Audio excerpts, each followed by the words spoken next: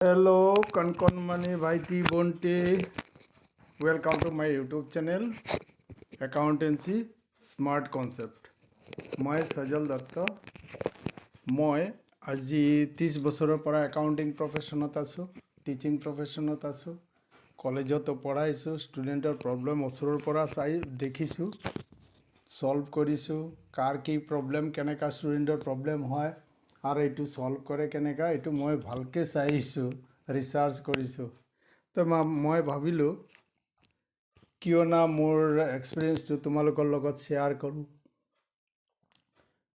তো মই এই ভিডিঅ'বিলাক লৈ আহিছোঁ ইউটিউব চেনেলত, ঠিক আছে। তো মই একচুৱেলি ক্ৰাছ কোৰ্চ কৰাওঁ। কোনোবা আহিলে এক সপ্তাহ তাৰ কোৰ্চ কমপ্লিট কৰিব লাগে, পাছ কৰাব লাগে, কৰাই দিলোঁ। 15 দিনত আহিলে, 20 দিন আহিলে, এক মাহত আহিলে, এইবিলাক কৰি কৰি কৰি কৰি ৰেগুলাৰো পঢ়াইছোঁ, ক্ৰাছ কোৰ্চো কৰাইছোঁ। এইবিলাক বহুত এক্সপিৰিয়েঞ্চ আছে ষ্টুডেণ্টক, কোন ধৰণৰ ষ্টুডেণ্টক কেনেকৈ পঢ়াব লাগে, কিমান দিনত কেনেকৈ পঢ়াব লাগে, চব এক্সপিৰিয়েঞ্চ লৈ মই আহিলোঁ তোমালোকৰ আগত। তো এই কোৰ্চটো একচুৱেলি 1 বছৰৰ কোৰ্চ। মই 15 ঘণ্টাত কৰাইছোঁ।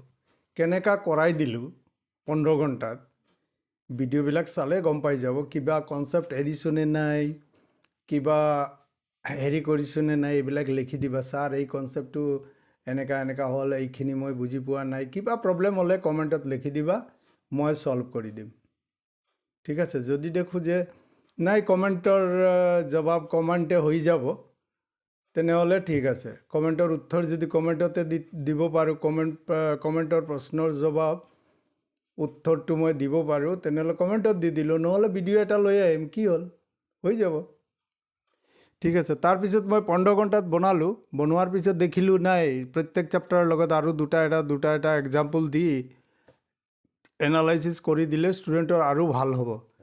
তেতিয়া মই 15 ঘণ্টাত কমপ্লিট কৰাই দিছোঁ। তাৰপিছত মই আৰু 3-4 ঘণ্টাৰ ভিডিঅ' এড কৰিছোঁ প্ৰত্যেক চেপ্টাৰৰ লগত। তাৰপিছত মই প্লে'লিষ্ট বনাইছোঁ, ঠিক আছে। প্ৰথম ভিডিঅ' চেনেলটো বনাইছিলোঁ হিন্দীত, তাৰপিছত মই এছামিজ আৰু বেংগলীত বনাইছোঁ, ঠিক আছে। তো হ'ল আজিৰ চেপ্টাৰটো আমাৰ GSTৰ ওপৰত। GSTৰ আচল মানে ক'ৰ পৰা আহিলে GSTটো আহিছে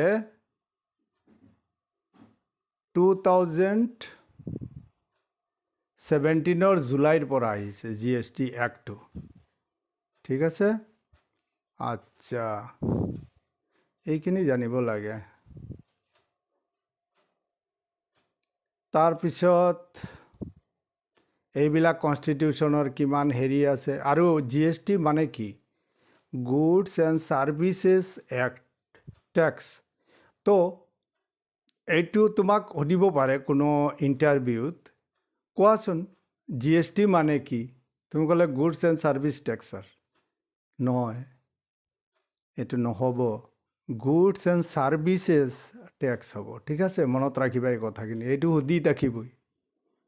আমিও ইণ্টাৰভিউ লৈ থাকোঁ, কেতিয়াবা সুধি থাকোঁ, তেতিয়া বুজাওঁ বোলে ভাইটি এনেকুৱা নহয়, এইটো গুডছ এণ্ড ছাৰ্ভিচেছ টেক্স হ'ব।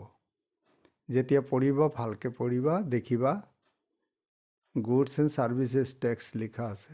তাৰপিছত আমাৰ যে এইটো 2017 লৈ আহিলে মোদী গভৰ্ণমেণ্টে এই টেক্সটো, এইটো এনেই অনা নাই, কনষ্টিটিউশ্যনত কৈ দি আছে, কনষ্টিটিউশ্যনৰ কিমান ধাৰা, আৰ্টিকল কিমান, এইবিলাক ছেকশ্যন কিমান, পেৰা কিমান, কিবা কিবি যিখিনি আছে সেইখিনি কৈ দিলোঁ।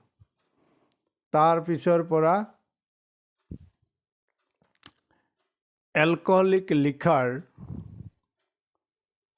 ঠিক আছে, মদ, ঠিক আছে, আৰু পেট্ৰল, এই দুটা বস্তু GSTৰ বাহিৰত ৰাখিছে। লাহে লাহে আনিব এইটো GSTৰ আণ্ডাৰত, ঠিক আছে।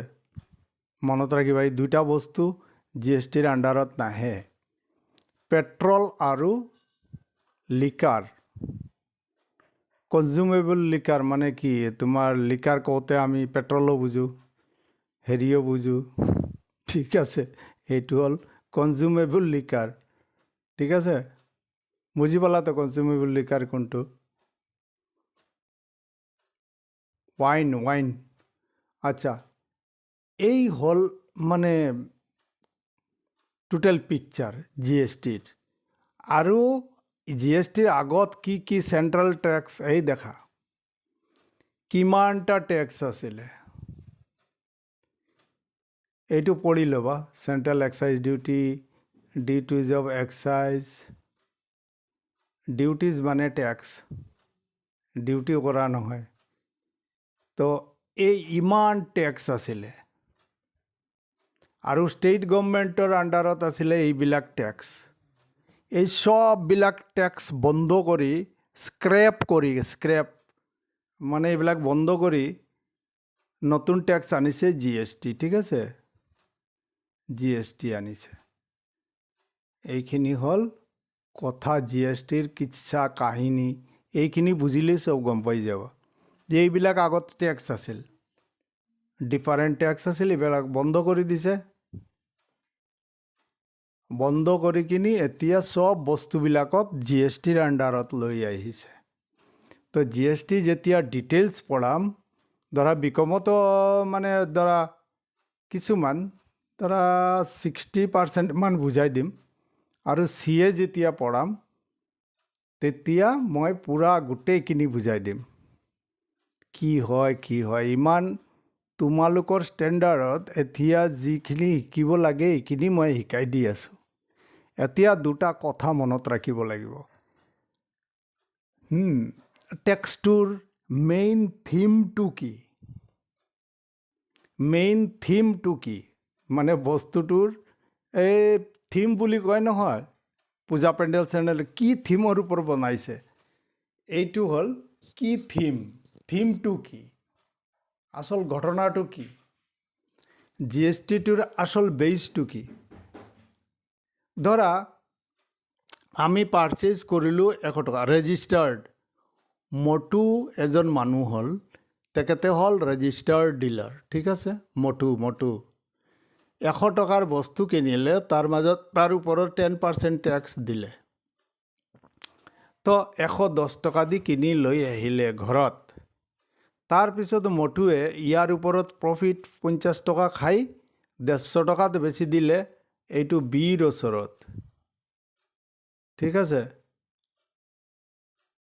মটুৱে ইয়াৰ পৰা কিনিলে, ধৰি লোৱা মটুৱে ইয়াৰ পৰা কিনিলে 1 নম্বৰ কুৱেশ্যনটো, এইটো 110 টকা দি কিনিলে। এতিয়া 2 নম্বৰত হ'ল বিৰ ওচৰত এইটো 50 টকা প্ৰফিট খাই বেছি দিলে। এতিয়া বিয়ে দিব কিমান? 150 টকাৰ ওপৰত 10% টেক্স। তেনেহ'লে বিৰ পৰা মটুৱে কিমান ল'লে? 165 টকা। এতিয়া কি কৰিব? বি ৰেজিষ্টাৰ্ড ডিলাৰ হয়তো, এইকাৰণে সি কি কৰিব? 15 টকা এতিয়া পালে, আৰু দিয়া আহিছিলে কিমান? 10 টকা টেক্স। এতিয়া 15 টকাৰ পৰা 10 টকা, আগৰ 10 টকা পাৰ্চেজৰ টাইমত 10 টকা, চেলৰ টাইমত 15 টকাৰ পৰা মাইনাছ কৰি কিনি অকল 5 টকা দিব গভৰ্ণমেণ্টত। গম পালোঁ? এইটো ৰেজিষ্টাৰ্ড ডিলাৰ হ'লে সেইটো ডিডাক্ট কৰিব পাৰিব। বুজি পালোঁ? অঁ ছাৰ, বুজি পালোঁ। ঠিক আছে। এতিয়া দেখা, পাতলু হ'ল এইটো আনৰেজিষ্টাৰ্ড ডিলাৰ। তো এইটো হ'ল পাতলুৱেও এনেকুৱা কিনিছে 110 টকা দি। তো 110 টকা দি কিনি লৈ আহিলে, বেচিলে 150 টকা দি, টেক্স হ'ল 15 টকা, হৈ গ'ল। এতিয়া পাতলুৱে কি কৰিব? ছেট অফ কৰিব নোৱাৰিব। ছেট অফ মানে ডিডাক্ট। সি কিনাৰ টাইমতো 10 টকা দিব লাগিব, আৰু বেচাৰ টাইমতো 15 টকা দিব লাগিব। কালেকশ্যন যিখিনি কৰিছে সেইখিনি গভৰ্ণমেণ্টত জমা কৰিব লাগিব। তেনেহ'লে পাতলুৱে টোটেল এই 100 টকাৰ বস্তুটোৰ ওপৰত কিমান টকা দিলে? 25 টকা। কিনাৰ টাইমত 10 টকা দি আহিলে এইটো ঘূৰাই নাপাব, ছেট আপ কৰিব নোৱাৰিব, চেল কৰি যিমান টকা পালে এইটোৰ পৰা মাইনাছ কৰিব নোৱাৰিব। এতিয়া সেই 10 টকাও দিব লাগিব আৰু এই 15 টকাও দিব লাগিব, তেনেহ'লে হ'ল টোটেল পে'মেণ্ট কৰিলে 25 টকা। আৰু মটুৱে কিমান কৰিলে, এই কাৰণেতো মটু হৈ আছে। পাতলুবিলাক কেনেকৈ পাতলু হৈ আছে বুজি পাইছা? এতিয়া 25 টকা দি আছে আৰু এতিয়া 5 টকা দি আছে। তো 1 কোটি টকাৰ চেল যদি হয় বছৰত, চোৱা কেনেকৈ কিমান হ'ল, ধৰি লোৱা তোমালোকে আন্দাজে লগাই। এইটো মই 100 টকা দি বুজাইছোঁ, এতিয়া 1 কোটি টকা হ'লে কেনেকৈ কি হ'ব, ৰেজিষ্টাৰ কৰিব লাগিব নে নাই? চৰকাৰে ফেচিলিটি দি আছে ভাই, তোমালোকে এনেকুৱা কৰা তেনেহ'লে তোমালোকে ডিডাকশ্যন পাবা। এই হ'ল কাহানী, আচল কাহানী। যেতিয়া টেক্সৰ কামত যাবা, বেছিক বস্তুটো হ'ল এইটো, ঠিক আছে? এতিয়া হ'ল কুৱেশ্যনটো আমি কেনেকৈ ছল্ভ কৰিম। পাৰ্চেজ গুডছ ₹1000 লকেলি মানে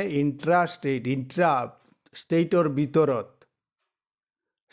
ভিতৰত হ'লে CGST অৰ SGST হয়, ঠিক আছে? কিমান পাৰ্চেণ্ট টেক্স? CGST SGST ভাগ কৰি দিছে 9%, ঠিক আছে? আচ্ছা, the firm purchase furniture for office use, কোন বস্তুৰ ওপৰত হেৰি পাব? ডিলিং গুডছ আৰু ইউজেবল, বিজনেছত ইউজ কৰা বস্তুৰ ওপৰত কিনিলে এইটো যি টেক্স দি আহিব, এইটো যি ৰেজিষ্টাৰ ডিলাৰ হ'লে, এইটো কি ৰেজিষ্টাৰ ডিলাৰ নেকি? এই মানুহজন ৰেজিষ্টাৰ ডিলাৰ। তেনেহ'লে ৰেজিষ্টাৰ ডিলাৰ মানে কি? GSTৰ আণ্ডাৰত ৰেজিষ্ট্ৰেশ্যন কৰাব লাগে, GSTৰ আণ্ডাৰত ৰেজিষ্ট্ৰেশ্যন কৰাব লাগে। যেনে তোমালোকে এই পৰীক্ষা দিবা গুৱাহাটী ইউনিভাৰ্চিটিৰ আণ্ডাৰত, তো তোমালোকে ৰেজিষ্টাৰ কৰিছা, তোমালোকে গোটেই কেইজন হৈ গ'লা গুৱাহাটী ইউনিভাৰ্চিটি নহয়, বৰ্ডৰ আণ্ডাৰত ৰেজিষ্ট্ৰেশ্যন। মেট্ৰিক দিছা, মেট্ৰিকৰ বৰ্ডৰ আণ্ডাৰত, ঠিক আছে? এইটো কাউন্সিলৰ আণ্ডাৰত, হায়াৰ ছেকেণ্ডাৰীটো। তো তাৰপিছত হৈ গ'ল তোমাৰ ইউনিভাৰ্চিটিৰ আণ্ডাৰত ৰেজিষ্ট্ৰেশ্যন কৰাব লাগে। আৰু আনৰেজিষ্টাৰ্ড হ'লেতো পৰীক্ষাতে বহিব নোৱাৰিবা। ইয়াতেতো গুডছ বেছিখিনি পইচাটো দি আহিলে আৰু যিখিনি কালেকশ্যন কৰিলে এইখিনিও দিব লাগিব আনৰেজিষ্টাৰ্ড হ'লে। কিন্তু ৰেজিষ্টাৰ মানে ৰেজিষ্টাৰ্ড ষ্টুডেণ্ট। তো ঠিক এই কথাটো লগত সেইটোৰ লগত ৰিলেট কৰি ল'বা, তেতিয়া বুজিবা ৰেজিষ্ট্ৰেশ্যন কৰোঁতে কি লাগে, চাৰ্টিফিকেট লাগে, কি লাগে দোকানৰ, কি লাগে এইটো কৈ দিব। এইটো মানে চেকলিষ্ট আছে, কোনটো বস্তু লাগে ৰেজিষ্ট্ৰেশ্যন কৰোঁতে। এইটো যেতিয়া একাউণ্টছৰ কাম কৰিবা, চাৰ্টাৰ্ড একাউণ্টেণ্ট হ'বা, তেতিয়া গম পাবা। আচ্ছা, এতিয়া firm purchase furniture for office use এটা হ'ল। তাৰপিছত ফাৰ্মে বেচিছে বস্তু 2 লাখ টকাৰ, 50% গুডছ বেচিছে। 50% goods, firm sold all goods to for ₹2000। 1 lakh টকাৰ বস্তু 2 লাখ টকাত বেচিছে। বাপৰে বাপ, ইমান লাভ কৰিছে, মাৰি পেলাব কাষ্টমাৰক। 50% কেছ আৰু 50% ক্ৰেডিটত বেচিছে। টেক্সৰ ৰেটটো তলত দিয়া আছে, এইটো ইণ্ট্ৰা ষ্টেট কৰিছে। ইণ্ট্ৰা ষ্টেট মানে ষ্টেটৰ ভিতৰত, তো CGST আৰু SGST হ'ব। এতিয়া ধৰা যদি বেচে নাগালেণ্ডত, ঠিক আছে, যদি বেচে দিল্লীত, ইউপিত, বিহাৰত, বংগালত, তেনেহ'লে এইটো হৈ যাব IGST হৈ গ'লহেঁতেন। এইটো ষ্টেটৰ ভিতৰত বেচিছে, তো এইটো কাৰণে আৰু হেৰি নাই। Paid ₹1,20,000 to mister Sharma and traders. আচ্ছা, যাৰ পৰা কিনিছে তাক পে'মেণ্ট কৰিছে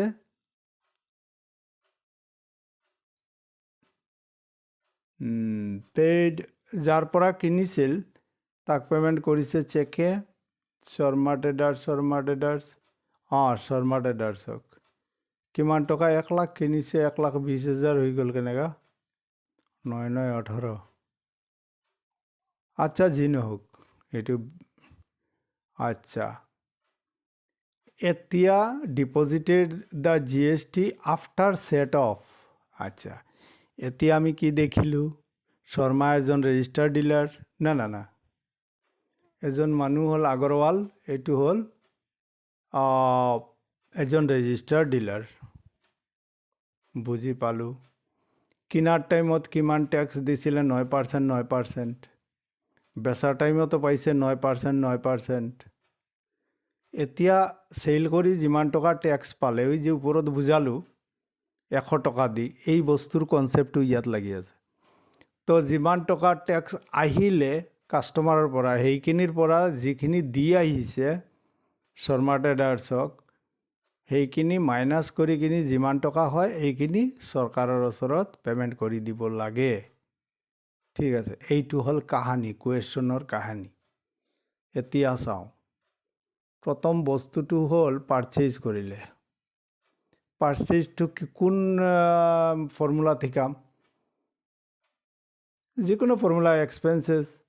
পাৰ্চেজটো ধৰি লোৱা হেৰি মেথডত কৰাই আছোঁ, ট্ৰেডিশ্যনেল মেথডত, কিপেড মেথডত বা 1G মেথডত। তো পাৰ্চেজটো হ'ল এক্সপেঞ্চেছ, ডেবিটত বহালোঁ।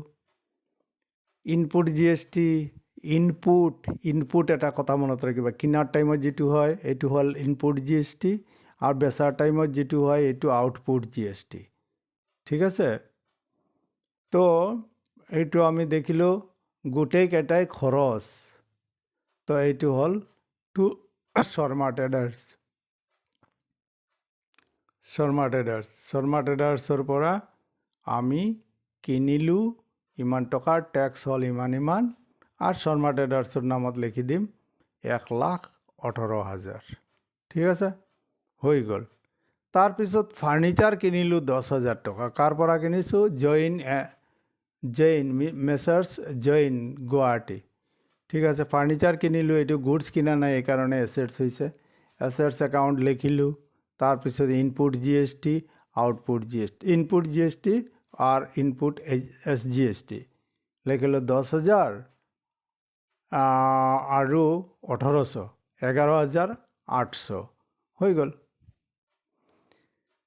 এতিয়া আমি বেচিলোঁ বস্তুটো 2 লাখ টকাৰ। 1 লাখ টকাৰ বস্তু আনি 2 লাখ টকাৰ বেছি আছে, বাপৰে বাপ, মানুহ মৰাই দিব এইটো। ঠিক আছে, তো যি নহওক, এইটো হ'ল বেংকত আহিলে আমাৰ আধা 50% দি দিছে, কেছত দি দিছে, চেকে দি দিছে, মানে কেছতেই দি দিছে বুলি ক'ব পাৰোঁ। চেক দিলে বেংক লিখিম, কেছ দিলে কেছ লিখিম। কেছে বা চেকে বা বেংক কেছে যদি ট্ৰেঞ্জেকশ্যন হয় এইটো কেছ ট্ৰেঞ্জেকশ্যন বুলি কয়, কিন্তু কেছ টু কেছ লেখে আৰু চেক হ'লে বেংক লেখে। হ'ল। তাৰপিছত বাকী আধা বস্তু বাকীত হ'ল ডেটৰৰ নামত লিখি থলোঁ। তাৰপিছত চেল হ'ল কিমান? 2 লাখ। 2 লাখত চেল কৰিলোঁ, 9% কৰি 18,000 টকা হ'ল, 18,000 টকা হ'ল। এইখিনি হ'ল তোমাৰ হেৰি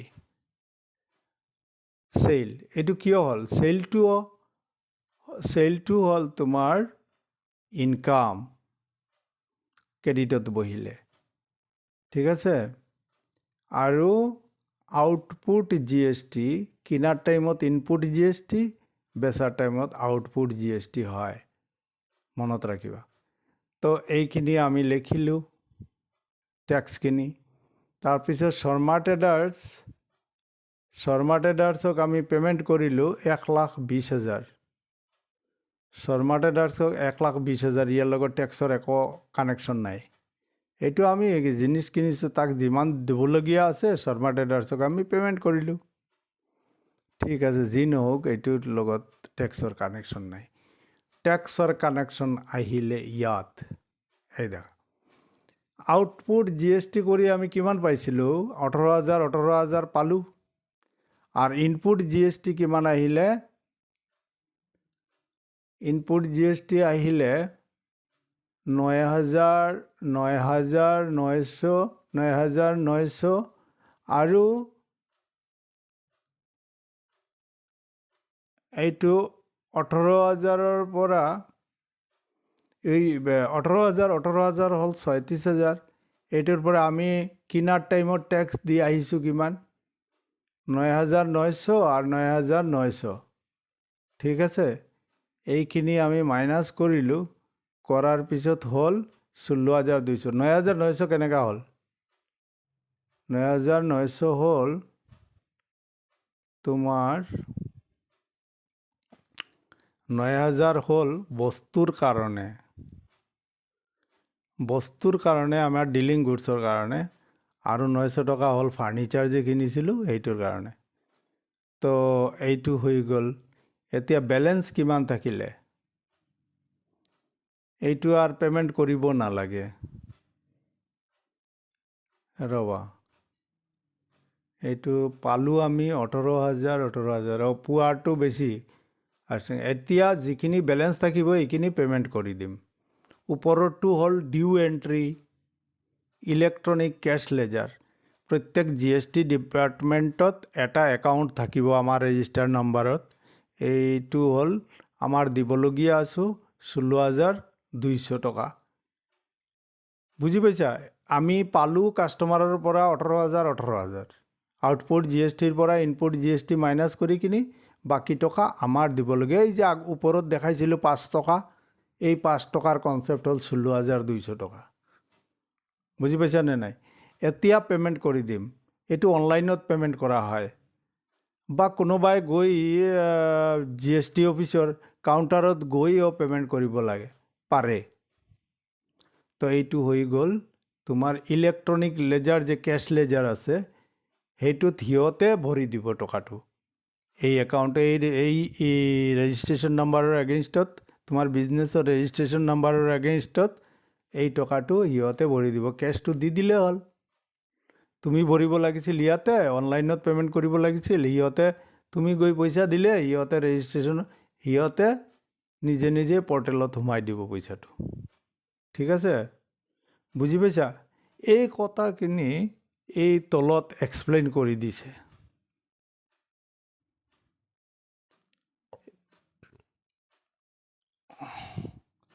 এতিয়া আহিলে IGST, বেলেগ ষ্টেটৰ পৰা কিনিছে, তো হৈ গ'ল। বেলেগ ষ্টেটৰ পৰা কিনিছে, কেনেকৈ গম পালোঁ চাওচোন। Past journal entries in the books of Mr. Tiwari Stores, Guwahati. গুৱাহাটীত থাকে তিৱাৰী, মিষ্টাৰ তিৱাৰী। তেখেতে কিনিছে entries in the books of Tiwari Stores, Guwahati, dealer under AGST। ক'ৰ পৰা কিনিছে চাই লওঁচোন। বেলেগ ষ্টেটৰ পৰা কিনিছে, এইকাৰণে গুপ্তা ষ্ট'ৰ পাটনাৰ পৰা কিনিছে, এইটো IGST লাগিব। দিল্লীৰ পৰা কিনিছে, IGST লাগিব। এই টেক্সটো আৰু ডিভাইড নহয়।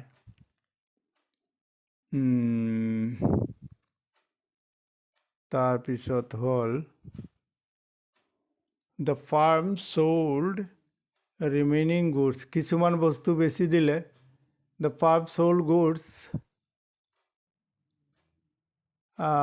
sold part of the goods for rupees 1 lakh to customer, আর 80% in cash, আর বাকি টকাটো 20% ক্ৰেডিটত বেচিছে। 20 তাৰিখ, 25 তাৰিখ কিমান থাকিলে বস্তু?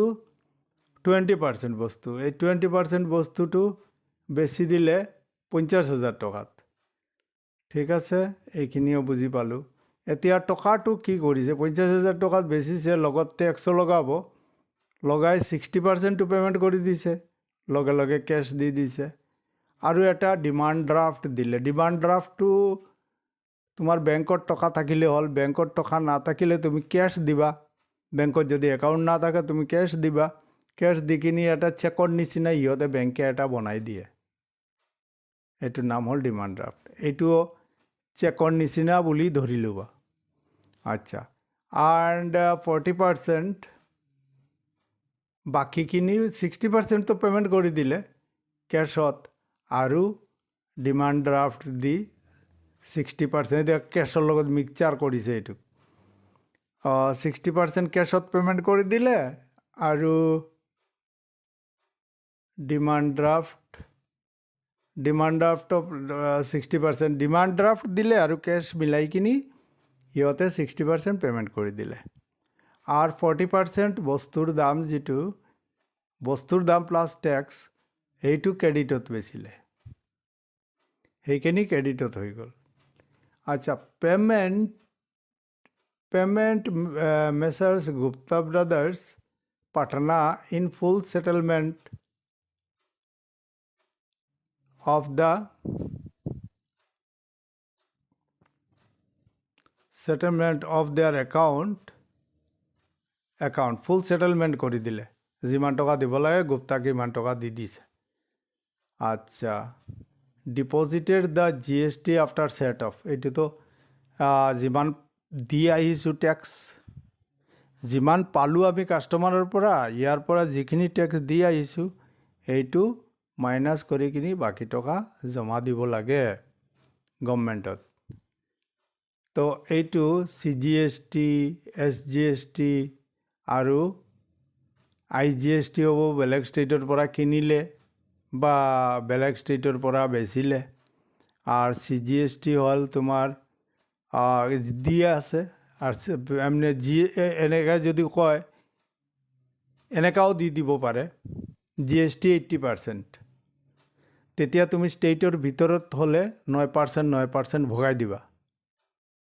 অকল GST কল 18% তেতিয়াহ'লে ষ্টেটৰ ভিতৰত যদি কিনা বেচা হয় তেনেহ'লে তুমি 9% ডিষ্ট্ৰিবিউট কৰি দিবা এইটো কমন চেন্স জানিব লাগিব আৰু বেলেগ ষ্টেটৰ পৰা কিনিলে যিমান পাৰ্চেণ্ট দিব 12% যিমান পাৰ্চেণ্ট এইটো হৈ যাব GST ঠিক আছে IGST এই কথাখিনি মনত ৰাখিব লাগে এতিয়া প্ৰথমটোতো পাৰ্টনাৰ পৰা কিনিছে তেনেহ'লে এইটো হ'ব IGST purchase account debited two purchase account debited এইটোও খৰচ ইনপুট IGST এইটোও খৰচ কাৰ পৰা কিনিছোঁ গুপ্তা ব্ৰাদাৰ্ছ হৈ গ'ল এতিয়া আহিলে ফাৰ্নিচাৰ কিনিলোঁ আকৌ 10,000 তেনেহ'লে IGST কাৰ পৰা কিনিছে দিল্লীৰ পৰা কিনিছে তেনেহ'লে এইটো IGSTত আহিব আচ্ছা বেংকে কিমান টকা দিছে চেল কৰিছে এতিয়া দেখা চেল কৰিছে চেলটোতো হৈ যাব আমাৰ ইনকাম এইটো ক্ৰেডিটত বহিব আউটপুট GST এইটো ইনকাম নহয় মানে এইটো ক্ৰেডিটত বহিব আমি পালোঁ লাইবিলিটি বাঢ়িলে আমাৰ এইটো ক্ৰেডিটত বহিব ঠিক আছে তো কিমান টকা হ'ল কিমান 40% দি দিছে 40% পে'মেণ্ট কৰিলে ঠিক আছে 40% পে'মেণ্ট কৰিছে 20 তাৰিখ চাই লওঁচোন আকৌ কুৱেশ্যনটো কি কৈছে sold goods 1 lakh to customer 80% payment কৰিছে আৰু 20% বাকী থাকিলে তো 80% পে'মেণ্ট কেনেকা কৰিলে 20 তাৰিখ বেংকতে পে'মেণ্ট কৰি দিছে গোটেইখিনি লিখি দিছে ড্ৰাফটত পে'মেণ্ট কৰিছে 80%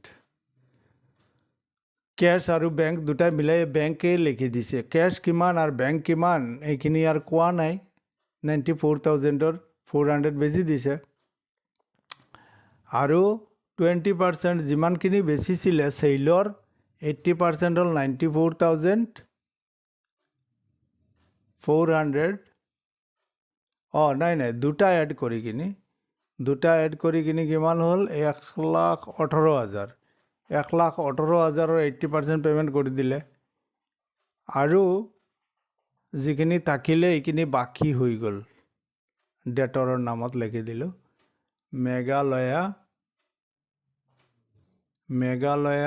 মেঘালয়ত বেচিছে এইটো IGST লাগি যাব হৈ গ'ল আচ্ছা এতিয়া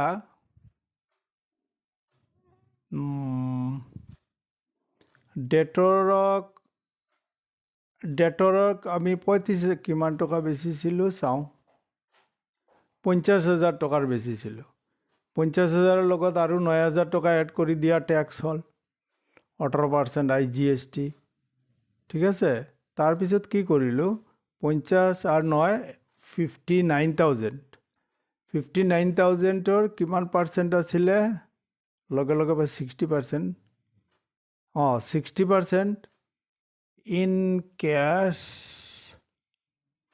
কেছ বাই ডিমাণ্ড আছে। ইন কেছ মানে চেকে পে'মেণ্ট কৰিলেও এইটো কেছ ট্ৰেনজেকশ্যন বুলি কয়, মই আগত শিকাইছোঁ। তো 60% কেছত কিনিছে, কিন্তু পে'মেণ্টটো কৰিছে বেংক ড্ৰাফ্ট দি। ঠিক আছে, বেংক ড্ৰাফ্ট তুমি যিমান টকাৰ ড্ৰাফ্ট বনাবা বেংকত গৈ টকা দি দিবা, সিহঁতে এটা কমিশ্যন কাৰ্ড দিব, তোমাক এটা ড্ৰাফ্ট বনাই দিব। তোমাৰ যদিও বেংকত একাউণ্ট নাথাকে তথাপিও বনাই দিব এইটো। ঠিক আছে, তো এইটো কেছত বেচিছোঁ। আমি যদি পে'মেণ্টটো চেকত বা কেছত পাওঁ এইটো কেছ ট্ৰেনজেকশ্যন বুলি কয়। তো কেছত কিনিছোঁ কিন্তু পে'মেণ্ট কৰিছোঁ আমি ড্ৰাফ্ট দি, সেইকাৰণে 60% হৈ যাব। টোটেল পে'মেণ্ট কিমান হ'ল?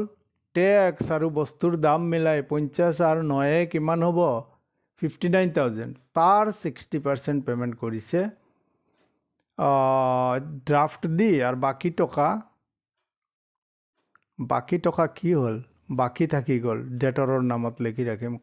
ডেটৰ কোন? ডেটৰৰ নাম দিয়া নাই।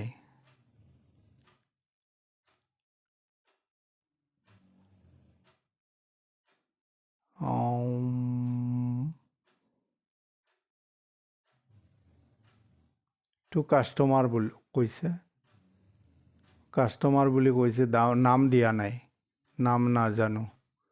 তো এইটো ডেটৰ বুলি লিখি দিম, যাৰ ওচৰত আমি বাকীত পাইছোঁ। এইটো পে'মেণ্টৰ মেটাৰ, এইটো কমন চেঞ্চ ইচ্ছা। তাৰপিছত হ'ল গুপ্তা ব্ৰাদাৰ্ছক আমি 1,18,000 টকা পে'মেণ্ট কৰি দিলোঁ। এইটো কৈ দিছে কুৱেশ্যনত। আচ্ছা, এতিয়া হ'ল আমাৰ ক্ৰিটিকেল এণ্ট্ৰি। এইটোৱেই মোৰ লগাব লাগে। আমি পালোঁ, টোটেল পালোঁ কিমান? 27,000 টকা টেক্স পালোঁ। আৰু আমি কিনাৰ টাইমত কিমান দিছিলোঁ? টোটেল 19,000 টকা টেক্স দি আহিছোঁ। তোমাৰ যিখিনি দিছিলা সেইখিনি মাইনাছ কৰি লোৱা। যিমান তুমি টেক্স পাইছা এইখিনি মাইনাছ কৰি দিয়া। কৰাৰ পিছত যিখিনি থাকিব এইখিনি তুমি বেংকত জমা কৰি দিয়া। GSTৰ অফিচৰ বেংকৰ নাম কি? GST অফিচৰ ইলেক্ট্ৰনিক কেছ লেজাৰ। এইটো হ'ল GST অফিচত একাউণ্ট থাকে আমাৰ ৰেজিষ্টাৰ নাম্বাৰৰ এগেইনষ্টত। এইটো হৈ গ'ল আমাৰ দিবলগীয়া। ওপৰৰটো হ'ল ডিউ এণ্ট্ৰি আৰু তলৰটো হ'ল পে'মেণ্ট এণ্ট্ৰি। হৈ গ'ল আমাৰ এইটোও। ঠিক আছে, তলত ৱাৰ্কিংটো চাই ল'বা, তেনেহ'লে বুজি পাবা, ইজিলি বুজি পাবা। ঠিক আছে, ইয়াতে একো ক্ৰিটিকেল নাই। ইয়াতে ক্ৰিটিকেল কৰিছে 60% ইমান টকাত বেছি দিছে, আৰু 40% বাকীত বেচিছে, আর 60% কেছত পেমেন্ট করে দিছে। আর ক্যাশে পেমেন্ট করেছে কিন্তু পেমেন্টও পাইছে চেক দি। ড্রাফট হলেও আমি ধরি লম এইটো চেক বুলি ধৰি ল'ম, চেকৰ নিচিনাই থাকে ড্ৰাফটটো। ঠিক আছে, তো এইটো হৈ গ'ল আমাৰ GSTৰ খেলা। GSTটো এই GSTৰ মেটাৰটো subdivision of journal and subdivision of ledger and subdivision of জাৰ্ণালটো মই আকৌ একবাৰ কৰাম লাষ্টত, একবাৰে লাষ্টত চব শেষ কৰাৰ পিছত এটা ক্লাছ আকৌ কৰাই দিম, একেবাৰে আৰু ক্লিয়াৰ হৈ যাব। ঠিক আছে, তো এইটো কি কৰিবা দেখা, বুজি পাইছানে নাই? খালি এই বস্তুটো মনত ৰাখিবা, এইখিনি হ'ল কনচেপ্ট, মেইন কনচেপ্ট। এইখিনি মই ইয়াৰ মাজত চব বস্তু, এই চেপ্টাৰৰ বস্তু সোমাই আছে। আৰ আনৰেজিস্টাৰ্ড হলে বাই যিমান পেমেন্ট কৰিব, যিমান পেমেন্ট কৰি আহিলে টেক্সৰ সেইখিনি আৰু ঘূৰাই নাপাব। যিখিনি আকৌ চেল কৰি পাব সেইখিনিও টেক্স দিব লাগিব। তাৰ মানে আনৰেজিষ্টাৰ্ড ডিলাৰে টোটেল টেক্স নামৰ যিখিনি বস্তু আছে গোটেইখিনি পেমেন্ট কৰিব লাগিব, আৰু যিমানখিনি পালে সেইখিনিও পেমেন্ট কৰিব লাগিব। তাৰ মানে 25 rupees পেমেন্ট কৰিলে এই বস্তু, এই এক্সাম্পলত দেখিলোঁ 25 rupees পেড টোটেল টেক্স হ'ল, এইখিনি আনৰেজিষ্টাৰ্ড ডিলাৰে পেমেণ্ট কৰে। আৰু ইয়াতে কি হয়, ইয়াতে অকল আগত 10 টকা দি আহিছে, এতিয়া 15 টকা কালেকশ্যন কৰিছে কাষ্টমাৰৰ পৰা, তেনেহ'লে 15 টকাৰ পৰা আগত যে দিছিলে 10 টকা সেইখিনি মাইনাছ কৰি এতিয়া 5 টকা, অকল 5 টকা পে'মেণ্ট কৰিব মটুৱে। সেইকাৰণে মটু হৈ আছে আৰু পাতলু টেক্স দি কিনি একেবাৰে পাতলু হৈ গৈছে। বুজি পাইছানে নাই? এইখিনি হ'ল টেক্সৰ কাহিনী। এতিয়া কাহিনী জাষ্ট চুৰু হ'ল। এতিয়া হ'ল তুমি বিকমত গৈ পাবা অলপ টেক্সৰ মোটামুটি অলপ ধৰা 50% পাবা, 50 নহয় 40%, 40% নহয় 30%ৰ নিচিনা পাবা বিকমত গৈ। আৰু CS এইবিলাক কৰিলে তোমালোকে গোটেইখিনি পাবা GSTৰ। সেইখিনি ডিটেইলছত বুজাম। এতিয়াৰ পৰা শিকি যোৱা, অলপ কৰি শিকিলে, বিকমত গৈ আৰু অলপ শিকিলে, তেতিয়া হ'ব কি তোমালোকৰ লাহে লাহে এই চেপ্টাৰৰ প্ৰতি তোমালোকৰ এটা ডৰ ভাঙি যাব। ঠিক আছে? লাহে লাহে বস্তুটো শিকি ল'ব, তেতিয়া চিএত গৈ প্ৰব্লেম নহ'ব। যেতিয়াৰ যি বস্তু শিকাৰ লাগে সেইখিনি ক্লিয়াৰ কৰি শিকিবা, কনফিউশ্যন ৰাখি নিশিকিবা। কনফিউশ্যন থাকিলেই পৰীক্ষাৰ টাইমত ভৰি কিনি মানে হেৰি হৈ যাব, মূৰ ঘূৰাব, হাঁটুত বিষাব। ঠিক আছে? এনেকা হৈ যাব। কনচেপ্ট লৈ কনচেপ্ট ক্লিয়াৰ কৰি পঢ়িবা, যিকোনো বস্তু পঢ়িবা। ঠিক আছে বাৰু, এইটো আজি মই ইয়াত শেষ কৰিছোঁ। আৰু থেংক ইউ ভেৰি মাছ। ভালকৈ পঢ়িবা, ভিডিঅ'টো ৰিপিট কৰি পঢ়িবা, দেখিবা একো নহয়। চাবা বস্তুটো ভালকৈ চাবা, প্ৰথমৰ পৰা লাষ্টৰ পৰা প্ৰথমত যাবা। এনেকৈ লাহে লাহে ধীৰে ধীৰে উল্টা চিধা কৰি পঢ়িবা, দেখিবা ঠিক হৈ যাব। একো নহয় এইটোত। Thank you very much.